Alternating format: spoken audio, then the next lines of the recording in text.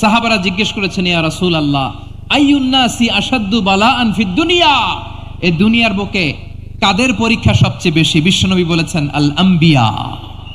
এই পৃথিবীতে সবচাইতে বেশি পরীক্ষা আল্লাহ তাআলা নিয়ে থাকেন নবীদের। কাদের? নবীদের। সুম্মাল আমসাল ফাল আমসাল, এরপরে নবীদের পরের স্তরে যারা, তাদের পরীক্ষা। এরপরে তাদের পরের স্তরে যারা, তাদের পরীক্ষা। সিদ্দিকিনদের, শহাদাদের, সালিহিনদের, আল্লাহওয়ালাদের। যার ঈমান যত মজবুত তার জীবনে পরীক্ষাও তত বেশি। চিল্লায় বলেন ঠিক কিনা?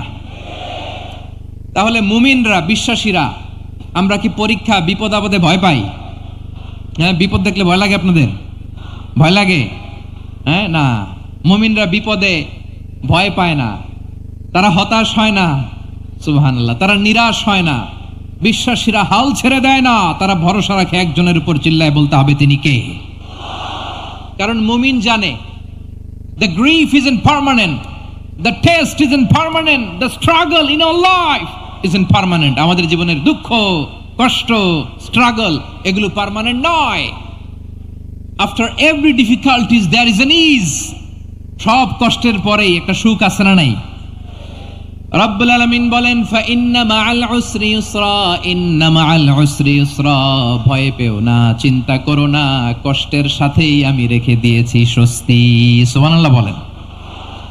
মুমিন জীবনে বিপদ যত বেশি, কষ্ট যত বেশি, তার সামনে সফলতা তার চেয়েও বেশি। ঠিক কিনা বলেন? কারণ বিশ্বাসীরা জানে, রাত্রি যত গভীর হয়, সুবহে সাদিকের সময় তত আগাতে থাকে। গর্ভবতী নারীর পেটের ব্যথা যত বাড়তে থাকে, ঘরে নতুন মেহমান আগমনের সময় ঘনাতে থাকে। মুমিনদের উপর বিপদ, অত্যাচার, আপদ, পরীক্ষা যত বাড়তে থাকে, কালেমার পতাকা উড্ডয়নের সময় কাছে আসতে থাকে।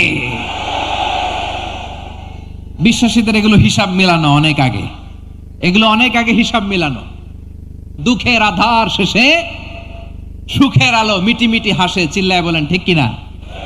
দুঃখের আধার শেষে আলোর প্রভাত হাসে, হতাশার কালো মেঘে যায় গো ভেসে, হতাশার কালো মেঘে যায় গো ভেসে।